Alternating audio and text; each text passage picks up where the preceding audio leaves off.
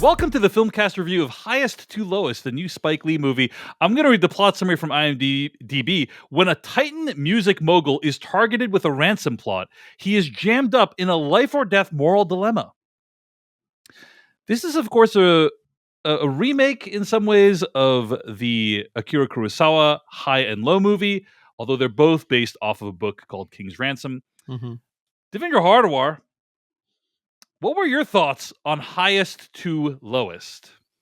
Well, I gave you guys my initial thoughts already, and I liked it, even though I think there are some Spike Lee-isms of it, the maximalist nature of it, kind of bugged me. And coming at it after High and Low, after rewatching High and Low, I'm like, man, it is tough. It is tough to compare these two movies because one is one of the greatest films ever made, and the other is, Spike Lee putting his twist on that same basic plot. So I have to say, I still really like this movie. I think there's a lot of fun stuff in here, like Denzel's fun.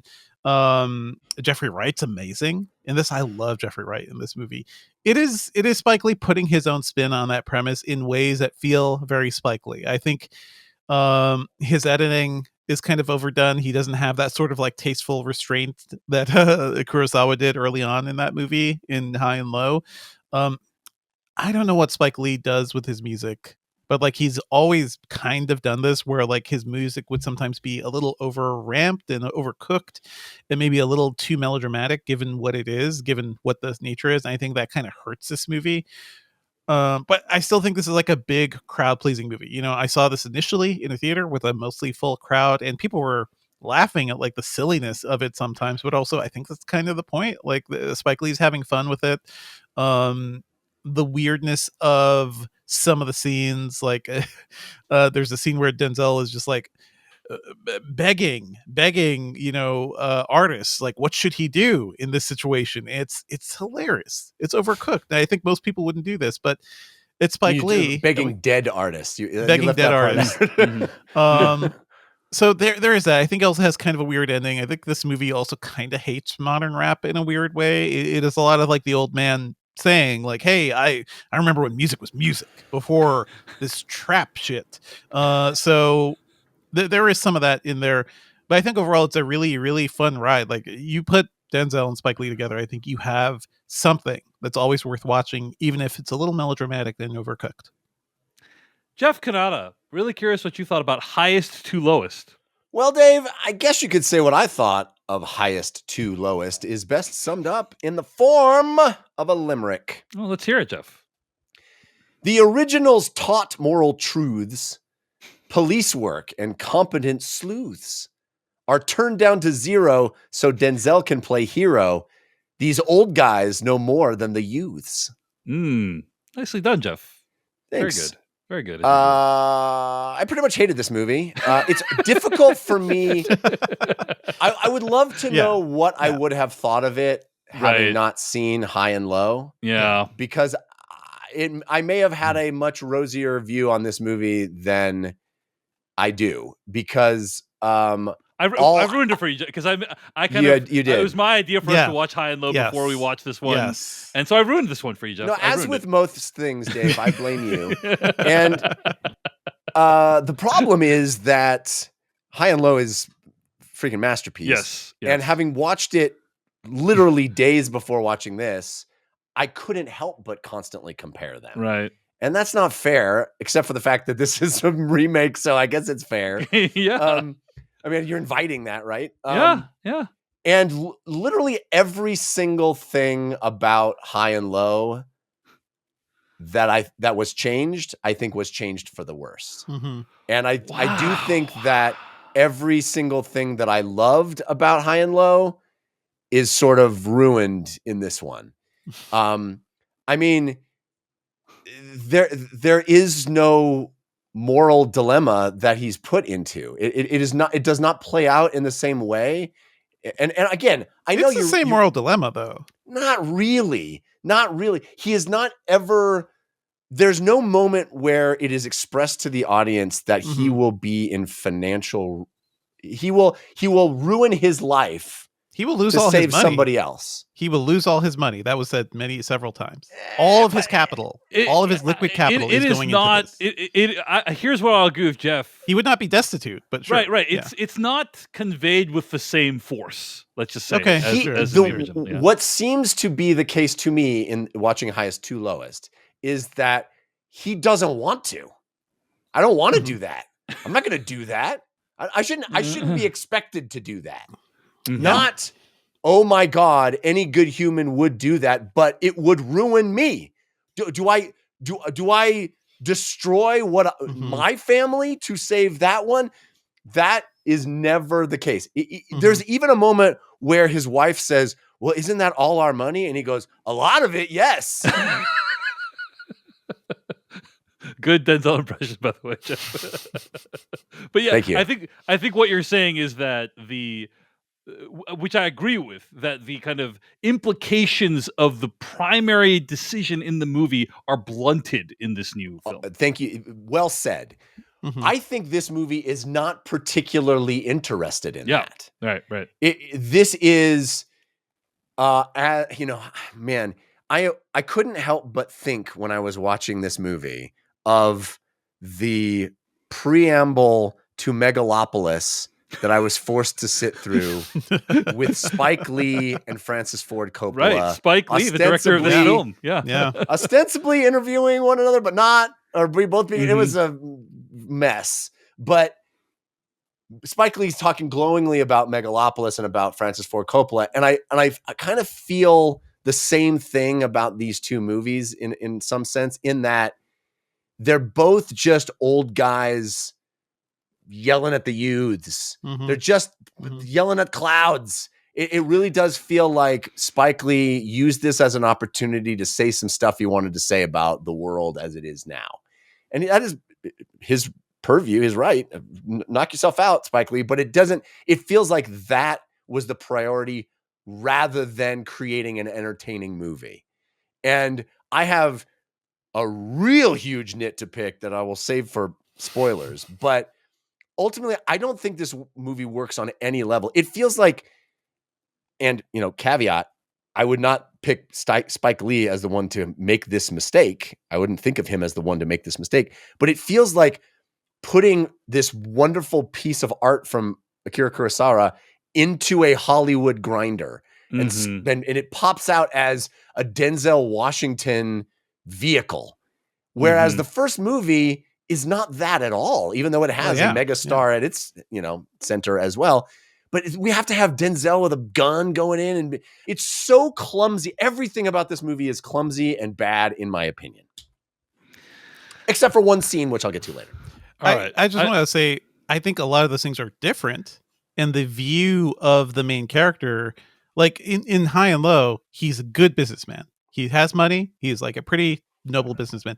This movie, this guy's like the king of New York. That opening sequence to like that shot into the apartment overlooking, like that's downtown Brooklyn or maybe Dumbo, that apartment building I talked about. Like I remember seeing that building getting built up. And I think part of the pitch is sort of like this lifestyle, this being king of the world, being on top of everything. This lifestyle will not exist if like this deal has to happen. Basically, like they may have to downscale to an apartment or a brownstone. They can't live like this. This movie is saying more about fame and wealth than the original did, because it is kind of how we idolize fame. It's how we idolize wealth right now. Social media, I think, has brought in really interesting ways too. Like, what will people think of me? And it will go immediately. Like, and his inherent, initial hesitation on everything just feels very much like, yeah, that's the world today, isn't it?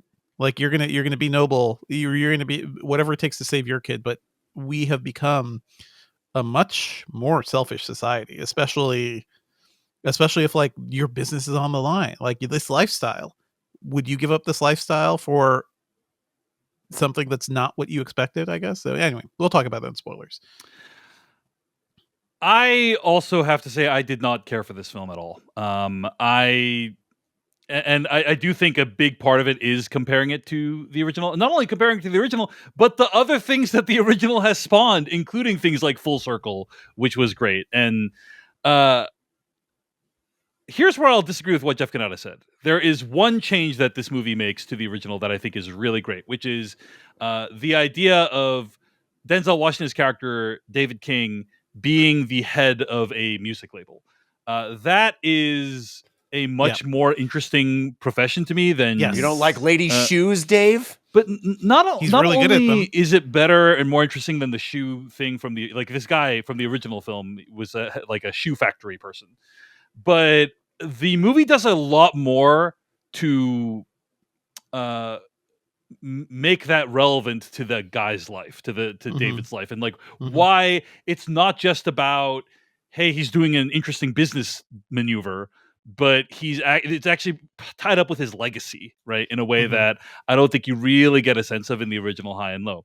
I think also many of the relationships in Highest to Lowest are better established. The relationship between Denzel Washington's character and Jeffrey Wright's character, I think, is deeper and more rich and more interesting than the similar relationship in the Akira Kurosawa movie High and Low. So there are some things that this movie does do better than the original High and Low.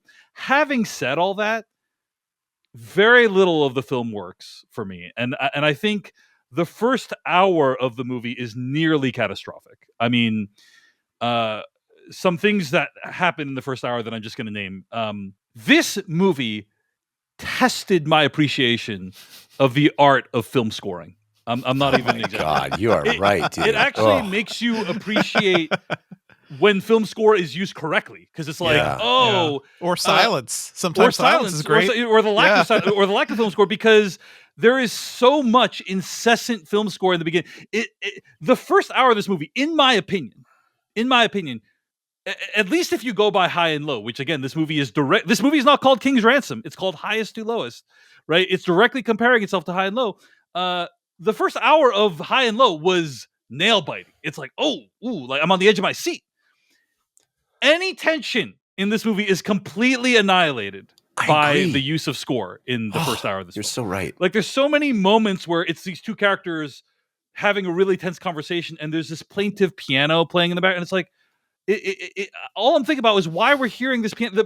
And by the way, the score often doesn't even match the tone of what is going on screen. And it happens. It's like if it was just one scene, I'd be like, whatever, random scene. But it happens often enough that it becomes really distracting. So like that, just by itself, really saps a lot of the tension from the first hour. And I think you need the first hour to be tense for this movie to work, in my opinion. The other thing is the acting, in my opinion, is all over the place. Like Dean Winters, the mayhem guy, is in this. Oh God! And he's in a completely he's a talented guy, but he's in a completely different movie than ever. He's playing this like he's in 30 Rock, and it's like that's not the rest. Or he's of the movie. in those commercials that he does. And it's like he's a talented actor. Like I'm not saying he is incapable of being dramatic, but those weren't the instructions he was given. Also, bizarrely, there's 3 police characters in this film that don't serve really unique plot functions, in my opinion. So it just makes it really crowded and bizarre. That feels like a statement on something, though, and maybe more so than the original, where the cops were like, "Oh, fuck these rich people." This movie, it's like, "Yes, sir. Whatever it takes. You have the full weight of the NYPD behind you. We will take over this table. We'll have a task for you." Oh, it's the situation's different than we thought. We're not gonna work as hard. we're gonna actually give the victim some shit for no reason. It's definitely is the cops are assholes in this. This right, movie. 100%, and specifically to Jeffrey Wright's character, right? Like they don't. This guy is an ex-con, which is not present in the original movie, and they treat him like shit as a result.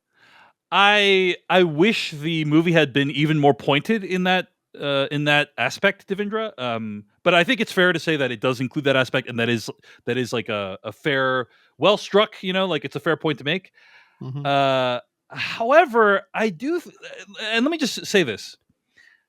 I think in today's day and age, given everything that's happened in recent years, it is 100% understandable why Spike Lee doesn't want to make a movie that celebrates methodical police work, right? Like that's what High and Low is. High and Low is about, hey, these police are being ultra competent. They're solving this crime slowly and methodically, and it's a pleasure to watch them do that. And I understand why Spike Lee's like, I'm not interested in that. Like, I get that. but then perhaps he should not have tried to remake High and Low. That is all I'm going to say, right? Like, Perhaps. if you don't want to do that, that's fine. But then maybe don't remake High and Low, which is like Yeah. literally 50% of the movie is about great police work. And so, like, why? It's like Martin Scorsese making a Superman. Right. I don't really care for them superhero movies. Yeah, but so it's like no okay, interest, really. It's like I respect your authorial vision, your artistic vision and such, but like then I'm really confused as to why you decided to make a remake High and Low, of which many of the pleasures derive from really great police work. Now, that doesn't. I guess people can then say, hey, he wants to put his own spin on it, right? Like, he wants to reinvent it and do something different with it. Yeah. And I'll just say, what he replaced it with is not something I found particularly compelling. That's the problem. Yeah, like I I don't have a problem. there with is him. investigative work here, and I think it's deeply silly, but Yes, also deeply silly. it's deeply silly in the way that so much of this movie is. But I will tell you, watching it with the audience, people are like, "Oh shit, it's happening." It's really clunky, but also. I don't think remake has to be the thing the original was. It's true, Devindra. No, I you're agree. right. But I think the more salient point is what he replaced it with. For Dave and I, doesn't work at all. I hear you. And I do wonder, Jeff. There is a part of it that's like I wonder if it would have worked better in a theater, because we both watched this at home, maybe. But I don't know. I actually think there's a possibility this movie is actually bad, and I'm not. I think it's actually bad, guys. Yeah, I'm still mulling it personally. But the moment of getting the ransom call is executed in a baffling manner to me. So not only that, Jeff, you haven't seen the trailer, but it plays out differently in the trailer than it does in the movie. Yeah. In the trailer, you hear the guilty party speak. Yeah. And in the movie, you don't hear it at all. And it's like, what? It makes no sense. What is he going just on walks here? in, he's like, oh, I got the craziest phone call. I got and then the craziest score phone goes, call. and just like, what? What is this? There's a lot of very bizarre creative decisions in the film for sure. So anyway, let's get to spoilers. And I do want to say, in this spoiler section, you should also assume we will spoil the original Akira Kurosawa movie High and Low as well. So like, we'll probably be making some comparisons here. So just FYI, spoilers for highest to lowest and High and Low. Oh, go ahead, Jeff. I would urge people, if you have the opportunity to hear us talk about High and Low, we talked about it at length, and it was really a fun conversation. So if you're a patron, patreon.com/filmpodcast, but also watch High and Low. It's available on HBO Max. Check it out. And I would recommend it over this film. But that said, let's get to spoilers for highest to lowest starting right now. So, right out the gate, I just want to say, I think A$AP Rocky is immensely talented as an artist. I don't think putting him toe-to-toe with Denzel Washington from an acting perspective really worked for me personally. Sure. I don't know that he has the experience or gravitas to like carry this in the way that Denzel does. But really everything, like, there is some interesting stuff that happens in the latter half of the film. I think the scene with them in the booth where Yes. Denzel is trying to throw him a bone and he refuses to take it is the only scene in this movie where I was like, this is worthwhile. This was worth. And also like a Rap really battle, cool man. reinvention of the final scene from High and Low. Like That's the right. idea of like being behind the prison glass. Now it's like this recording studio. That's like a cool idea to reinvent it. Where it go that he shoots at him and runs at the end. It's like, now we're in a completely different dumbass movie that it stole away any of the credit that I gave for that exchange, which was really interesting, which was just Denzel trying to be like, listen up, young kid. I'm trying to offer you an opportunity here. What are you doing with your life? And I thought that felt like Spike Lee speaking to a generation, but I thought that one little moment, I'm like, this glimmer of and to what you said before, Dave, about the setup. As we started this movie, I was like, I see what we're doing. We're really laying the foundation of this relationship between Jeffrey Wright and Denzel Washington, and it's really going to be even more painful. And then that was all squandered, and it was wasted time. And I realized, oh no, the brevity and shorthand that Akira Kurosawa does it, where we just get it. He's the chauffeur, and like, you don't need any of that stuff. It is just Hollywood bullshit to have to cede all of the, all of the relationship. It just shows you how efficient you can be and how efficient Kurosawa was. I believe I called don't know. this. I don't by know the if I way. agree with that, I Jeff. believe in the High and Low review, I was like, wait till you have some backstory on the chauffeur. Yeah, I actually think the backstory worked for me. Like, it was fine. It's you good. know, I didn't and think Jeffrey Wright is good. Like, Jeffrey Wright is really good as a guy who's just like, he is loyal to this man and he has had a difficult past, but now he is asking his friend, but also his employer, the hardest thing possible. Like, there is so much pathos in Jeffrey Wright in this movie. Like, he is delivering a lot. I did appreciate the conversation that he had with Jeffrey Wright. Mm-hmm. You know, Jeffrey Wright says, "Hey, I'll pay it all back," and Denzel's like, "You're not going to pay it all back. Like, you can't even what are you count going to the get? 17.5 million. Like, you can't even count that high. How are you possibly going to pay it all back? You know, like that. I think that really worked for me. I was thinking to myself, oh wow, yeah, that does feel like how that conversation would play out in modern day, right? With those and the conversation with his son, by the way, too, where he's just like, that I thought was good as well. Really, right? I wish there hadn't been this incessant piano score under it, Yes, but that worked for me. It was The thing that nobody has mentioned yet that hurts my brain is what the fuck is going on with the plan? Do you believe for a second that young felon?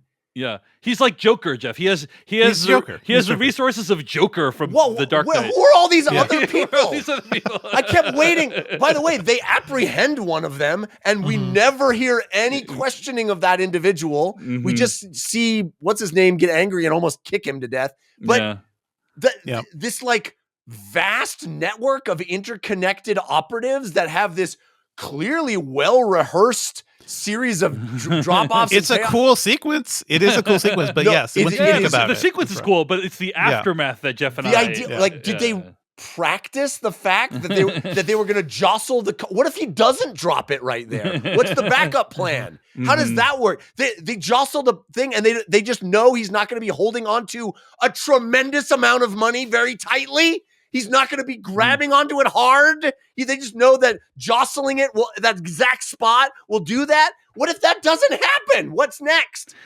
And we then are introduced to this guy and his girlfriend and their baby, and there's no indication that he has any capability of putting together a plan that sophisticated and intricate. It's like fucking clockwork, this thing. And then there's literally no reference to it. At the end, by the end of the movie, when he's arrested and he's walking, he's like, I'm innocent. I was like, is there going to be this massive twist where he had absolutely nothing to do with this? Yeah, that would be amazing. Well, the twist is he's guilty, but everyone's like, this dude rules. Yes, we actually love him because, again, modern society and kind of the things we venerate, and there is something interesting going on there. I agree. The whole idea that he is the Joker, ridiculous. Like, how did Joker get all the oil drums inside the hospital to blow them all up? It doesn't make any goddamn sense. It's like a Die Hard sequel where like an intricate thing would happen. Yeah. The difference is he's a massive enigma in that movie. He's a question mark. He's he's this kind of freaking, some men just exist to burn the world. And this is just some kid who wants to be a rap star. Yep. He's going to know about Swedish francs and the weight. Well, what the fuck? That is pretty ingenious. I love that whole bit. But I agree, Jeff. I agree with you. I share your frustration. And my thing is in the moment of the sequence, because that all that thinking about that comes after, and in the moment it's great. It's like, in the moment it is actually a really fantastic sequence because it's also set against like the Puerto Rican Day Parade too, and like that's one of those very New York things that Spike Lee will tap into. So I don't know. I don't know if it you know in this, that Devindra, respect. but the movie is set in New York. I don't know much if there were enough York. indications of that. So many indications. But there's a Puerto Rican parade, and that's how you. That's one of the. I think maybe two ways you know that this movie is set in New York. There's no other ways. That whole like him going into the thing, I think like it's kind of thrilling. Like, what will Denzel do in this situation? Like, he has the money. How will this play out? And what it plays out is more complex than you'd expect. But also, I think it's fascinating to watch. Like, that's just me. It's also like him and Jeffrey Wright at the end, getting ready to like go kick some ass. it feels like it's out of a completely different movie, but I can't help but be entertained by it. That's the thing. Someone articulate to me what young Felon's plan was. Did he want the money just to have the money? Was he trying to have a rap career? Was he trying to, as in the original movie, sort of force this rich, powerful person to feel what it's like to? No, none of that is articulated in the context of the movie. And does he have to pay off all of these moped riders in any way? Like what is even the idea that he's going after here? Wait, does the movie have to explain why a criminal wants money? Yeah, I don't know if I agree with your critique there, Jeff. Like he wants money. I think we got enough of an understanding of why he would want to get this money from this guy. Now, I agree with you that it doesn't do a good job of explaining that how he'd have the means to do so. Yes, but I don't think you need like a detailed of like, here's how I'm going to use the first 10 million, and here's how I'm going to, like I don't think. No. Yeah. I want to know. He's idolized this guy his whole life, and he wants is to team up with him and make records with him, and the guy ignores him, so he steals money in foreign currency and hides it under his bed to do what next? What's next? He's still in the studio recording. Is he going to? I see. Articulate literally any idea he has of what's next. But I don't know that here's the thing, Jeff. I don't know that the original does what you're saying either, right? The original is his entire intention is to make you feel what I felt. And that's not. Dude, he has this. There's this amazing scene where they're in the booth together, and Denzel is literally coming to the table with ostensibly what you think young Felon wants. And he's like, none of it makes any damn sense. I think they're both smart enough to know that reality does not exist. Like, this kid has already done enough shit to be like, oh, we can't just have a business relationship now. Although I think that scene. Then he offers it at the end. At the end, when he's in jail. That's the last thing he offers is let's have a business relationship, and is shocked that Denzel doesn't want to do that. I mean, he's not yeah. Here's what I will say though. It made me appreciate how in the original High and Low, the bad guy was able to execute his plan with very, very few people. Because right. You and I, none of us were even wondering how did he accomplish that? Because in the original, it's him and then these two people that he stashes at this like safe house or whatever. These very desperate people who are willing to do something to get drugs. Right. And he can supply them. You don't need any more explanation than that. That's right. Yeah. And in this one, this movie raises a lot of questions of how did he make this plan? All these people with the bikes and all that. Like, it doesn't make it raises all these questions the movie doesn't seem interested in answering at all. In terms of the ending itself, there is this moment where young Felon says, "Hey, let's partner up. We're going to be the biggest thing ever." And I think what Spike Lee is trying to say is, hey, sometimes, guys, yes, that would be a really big deal if these guys teamed up. Okay, that would be a really big deal, but it's not the right thing to do. And you have to do the right thing. That's literally what I think the message of the movie is, right? Like, is yes, these guys could be like mega successful together, but they shouldn't do it because I didn't quite get that. It's more like Denzel being like, how do you think this is going to work out? Like you kidnap my friend's son, you potentially kidnap my son, you put me through some shit, you shot at me. No, really? Because I feel like the movie is trying to say, like, the movie has set up this idea of fame and fortune and social media attention, as kind of being anathema, or at the very least a sideshow. It doesn't matter as much as the real art, art, right? And the idea is that, hey, partnering up with young Felon, that would bring a lot of fame and relevance, but it's not necessarily what you like Denzel would find most rewarding. And then you have this whole extended scene where he listens to this.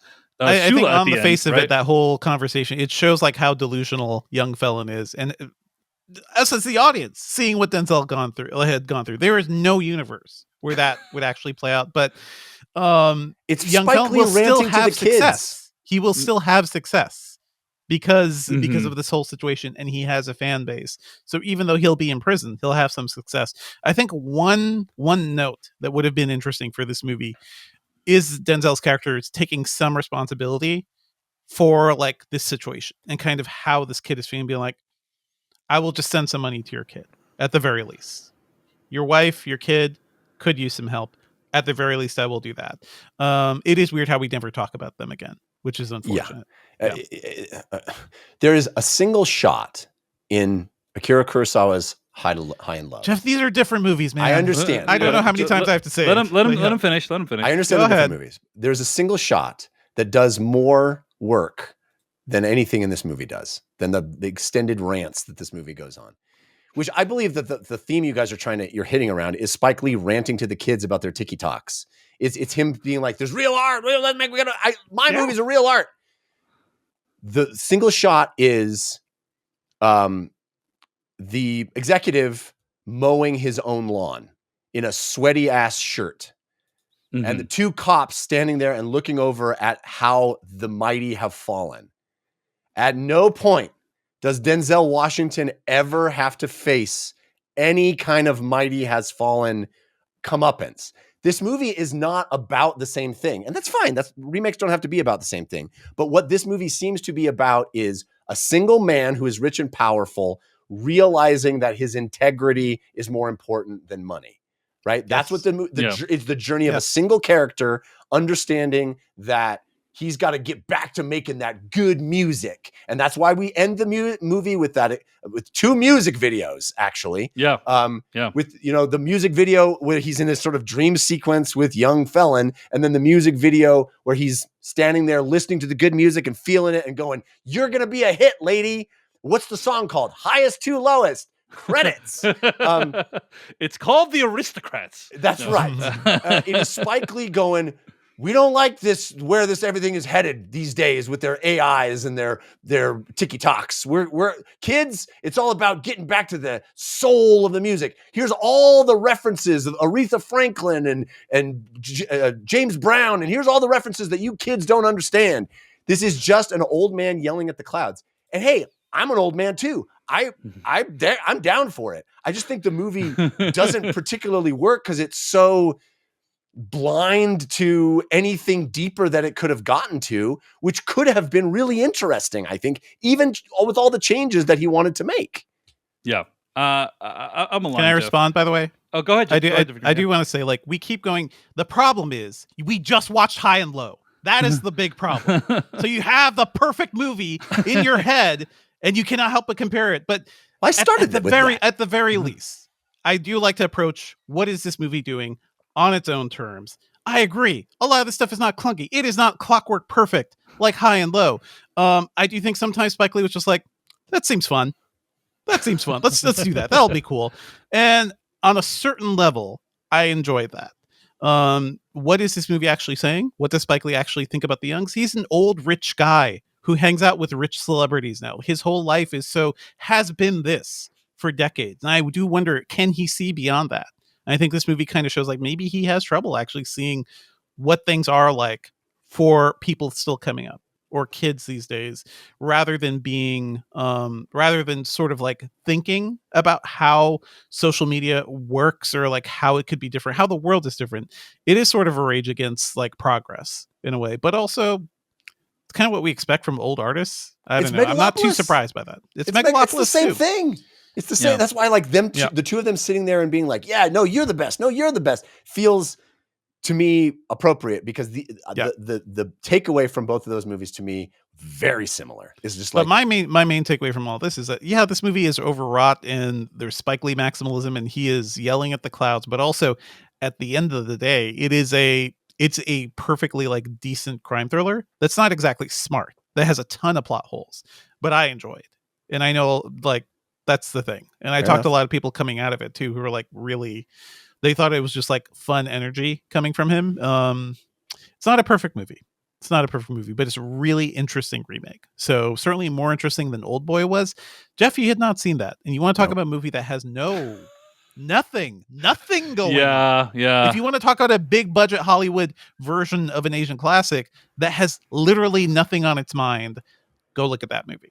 So Well, because I mean, my takeaway from Highest to Lowest and Spike Lee's Old Boy is we need to get Spike Lee away from Asian cinema until we can answer some questions about what's you actually can going love on it without remaking it, Spike. Yeah, you can love it without remaking. You could just love it. Yeah, you can just love it without remaking. I'm going to put this out there, by the way. There's one other thing I wanted to mention about this movie before we wrap up, which is not only is this, and look, I totally respect not wanting to celebrate police work in the current era that we're living in. I totally 100% understand that. He just went so far in the opposite direction that it actually strained credulity, in my opinion. Like, I was thinking to myself, if I had never watched High and Low, this would still bother me. And the thing that would still bother me is when the kid is they've saved Jeffrey Wright's son. And he's like, and the whole time I just kept hearing this music in the background, and the cops were like, "Okay, shut the fuck up. We don't care about the music." Like, it's like, really, you don't think that might be really relevant? It has no relevance to what we're talking about. When Denzel comes in and confirms the song, wait, what's the song? And this then, is the song. And then they're like, "Excuse me, Denzel, we're trying to ask him some serious questions." I'm trying to pretend to be a police officer here. Okay, it's so bad. It's like it's so bad. It's so bad. It's just like, okay, look, even if you were like a baseline level competent police officer, like probably like anyone who's read crime novels know, like, you look for any little detail. Oh, like, especially in High and Low, right? The idea is, hey, did you hear like a train whistle? There's 3 different trains and they have different whistle sounds, and like that's how. And it's like it's the opposite of it. It's like one of my favorite scenes in this movie is how silly it is. It is Denzel listening. Let me listen to this playlist my son made me, and then he starts to hear the lyrics. Back up the trunk. Back up the. Wait a minute. Trunk to the left. Oh, that it's so deeply silly. I also love the idea of a rapper who commits a massive federal crime and can't not listen to his own song while he's doing it. But yeah, it's such a stark contrast to the first one, right? Where all this minute details, and anytime you read a crime novel and someone's been kidnapped, it's like, give us any detail at all. Like, did you see any colors? Did you see they had him fucking draw the sunset in the original, like all this detail, and then in this one, they're just being like, oh yeah, I remember stuff from the kidnapping. Shut up, kid. We're trying to solve your kidnapping. Shut up. We're trying to ask you some important questions here. It's like, okay, really? Anyway, despite everything we've just said, at the end of the day, it is still really impressive that Spike Lee made a movie. Thank you so much for watching this video of the Filmcast. Check out these other videos that we have available, and be sure to hit like, subscribe, and hit that bell icon to get other videos from us in the future. You can also go to thefilmcast.com to catch all of our audio podcast versions of all of our episodes. And support this podcast at patreon.com/filmpodcast, where you can sign up for ad-free episodes and exclusive After Darks. Thanks so much to everyone who makes the Filmcast possible.